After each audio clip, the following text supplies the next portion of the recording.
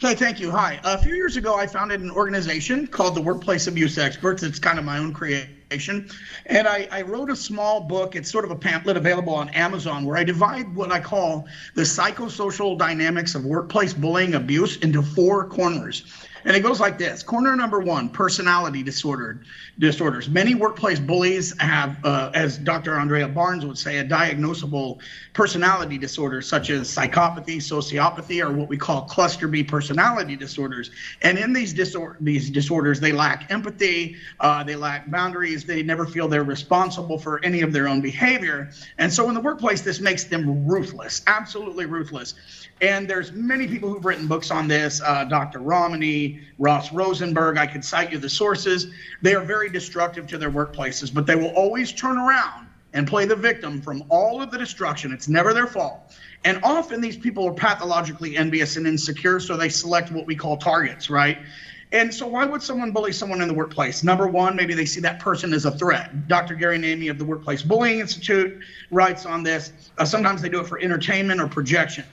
Number 2, they're personally destructive. Well, I could give you lists of names of suicides from this. Kenny Sutner, I talked to his mom, Jay Almeida. There's plenty of these. So it also destroys families. For example, I worked in education, and if you didn't like someone in education and you wanted them gone, you just started rumors that they were dangerous around kids or they were sleeping with the office. Well, the problem is not only would that destroy their career, it could destroy their marriages too, but who cares? The bully gets away with it. 3, financial costs. They are extremely financially costly. Dr. Robert Sutton of Stanford University writes about this. You check out his books. So does Gary Namey from the Workplace Bullying Institute. The problem is if these people cannot work, they want to work, but they can't because they're bullied out, they're targeted, they have to live off the taxpayer. So there you go, taxpayers. And 4, legal ramifications. Bullying right now may not be illegal, but many of the things they are do. For example, if they spike your food with something and you get sick, that could be criminal assault. But they don't recognize that because these people don't believe laws apply to them. This is a real problem. And in my book, I've cited plenty of sources, names, which I could get back to you guys later if you're interested on this. I've talked to Matt Patness, Claire Hunt, Deb Falsoy, and many people who have spearheaded this.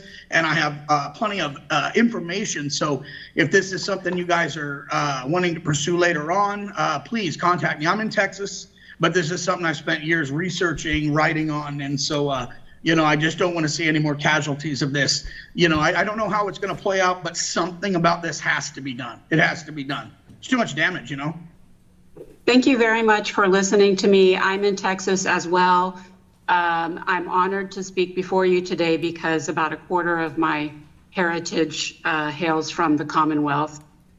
I am speaking in support of S 1291 and S 1347, the Workplace Psychological Safety Act. I am a workplace bullying expert. I've created a YouTube channel about workplace bullying with over 4,000 subscribers and over 200 videos. I've also written about 100 pages, over 100 pages about workplace bullying that is published on my website. Workplace bullying is a devastating public health crisis that destroys the lives of thousands, if not millions, of victims in every profession in every country in the world, but it remains poorly understood. Workplace bullying does not govern time, pay, or physical work conditions. It is also not a personality conflict. It is not a conflict any more than a hit and run is a conflict. Workplace bullying is a one-way, unprovoked aggression with intent to inflict psychological harm that is deeply personal and emotional in nature. Workplace bullying is also not a necessary rite of passage by which targets of workplace bullying should prove themselves and show them what they're made of. It is an astronomical waste of time, money, resources, and energy that costs organizations and society millions of dollars every year. The economic impact of workplace bullying is well documented, and part of the damage is health-related. Targets of workplace bullying often develop long-term and even lifelong symptoms of CPTSD, depression, anxiety, addiction, self-mutilation, eating disorders, sleep disturbances, poor physical health outcomes, and even suicidal ideation. Workplace bullying shaves years off your life. The ultimate result of workplace bullying is death. Homicide in the form of workplace shootings and suicide of both targets and bystanders. And I think that is as serious as a heart attack.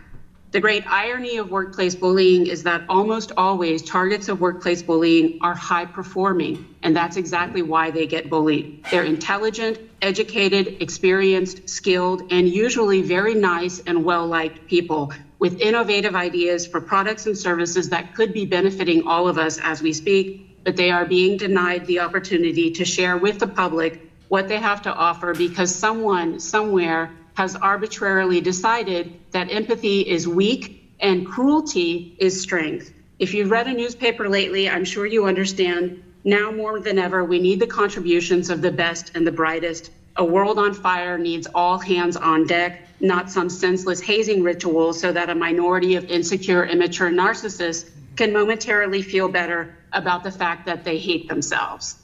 Thank you.